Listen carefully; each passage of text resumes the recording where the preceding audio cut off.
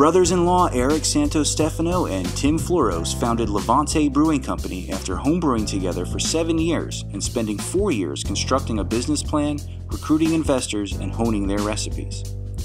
We recently took a trip to Levante, just outside Philadelphia in Westchester, Pennsylvania, and sat down with the guys in Beer Busters Podcast, episode 51. After recording and sampling a few beers, we shot a quick tour of their newly installed 15-barrel brew system. Hey guys, I'm Tim Floros from Levante Brewing. This is my partner Eric Santostefano. Hey, how's it going? We're giving you a quick tour of the brewery here. This is Yoshi, our mill. So as you can see, everything on this is written in Chinese. Well, that's not Chinese. I don't know what that is. Those are picture words. So like, does this mean more or less crush? More or less crush? I don't know. So we figured out how to work this thing. Eventually, and then what happens, we found out, is you put your grain in here in the hopper. It goes through our automatic auger system and all the way into our grist case. So here's what we want to do is we take all of our sacks of grain, we crush them all the night before or the morning of, and then we're pretty much ready to brew grain-wise anyways. All right, so now our grain has been expertly put into our grist case the night before, and we're now going to mash in. So on the second auger line, grist hydrator, we're into the mash tun now. We start our rake. Everything's mashed together nicely. Leave it in there for a good hour to get all the sugars out. The night before, we had filled our humongous 30-barrel hot liquor tank, which is great. So we have all the hot water that we need for the entire brew. So here we have our mash tun. We haven't named it yet like Yoshi. We just haven't gotten that far. What's that? Mario. Mario? This is Mario. So basically here, so I'm not blocking you, this is kind of our site window. Also a lot of Chinese writing there we don't understand, but I think it's for looking inside to see if the mash is going okay. So our grain's going to come up in here, and we have water that's going to come in here to hydrate that as it's coming into the mash tun. So basically what that's doing is it's not creating any dough balls or clumping so that we don't have a stuck mash. It's making sure we're getting the water, introducing the water at the right temperature to the grain, and so the process begins. You see our mash rake. In there, we're going to start spinning that once the water, our hot liquor, and our grist get introduced to the mash tun. So we're going to spin it, get it even, and then it's going to soak at a certain temperature that varies, per beer. And that's going to soak for about an hour before we move it over into the brew kettle. If you want to take a look inside, here's what the mash rake looks like while it's running. Way too fast.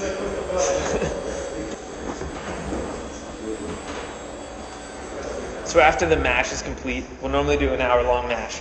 We'll move the wort, or the unfermented beer, from the mash tun into the kettle. So we do that by all these tri-clamp valves. But basically, after we move our first runnings out of the mash tun into the kettle, here's where the kettle becomes important. If you look inside, there are 3 steam jackets. 1, 2, 3.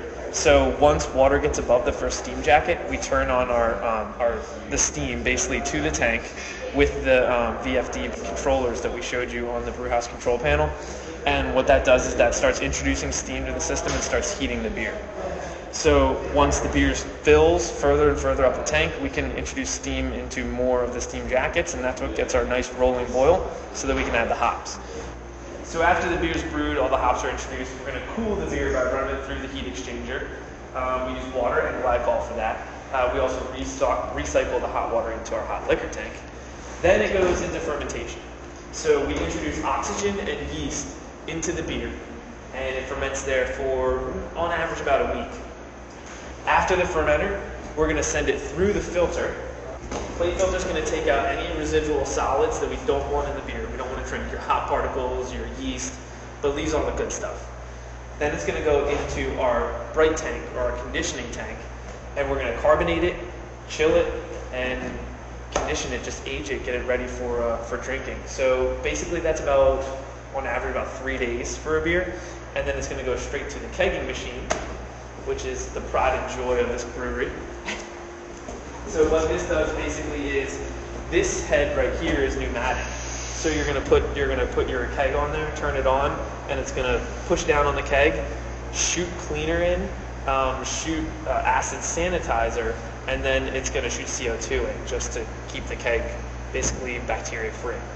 Then you move it over here if you're ready to fill it. You hook a beer line to here, turn it on again, it pushes the keg down and it fills it with whatever beer you have hooked up.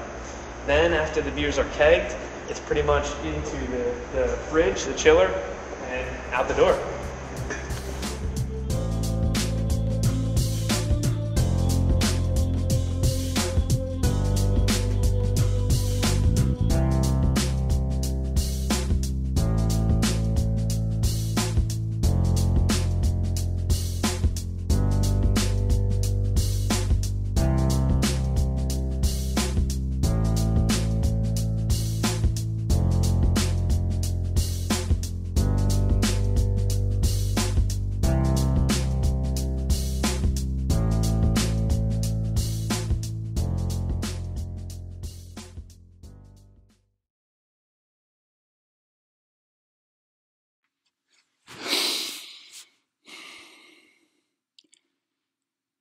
Brothers-in-law Eric Santostefano.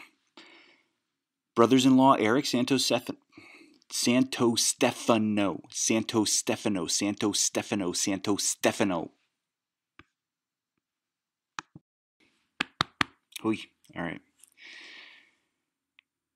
Brothers-in-law Eric Santostefano and Tim Floros. We recently took a trip to Levante and Westchester. Brothers-in-law, brothers.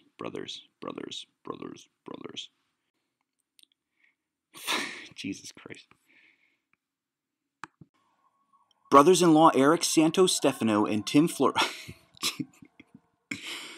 After recording and sampling several beers, we shot a quick tour of their newly installed 15-barrel brew system. We recently took a trip to Levante and Brothers-in-law Eric Santostefano and Tim Floros found brothers.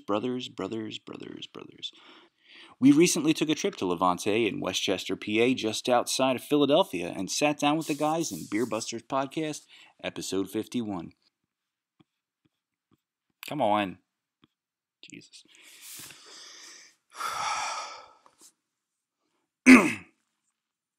Jesus. Me. All right. Brothers-in-law Eric Santostefano and Tim Floros in Pennsylvania.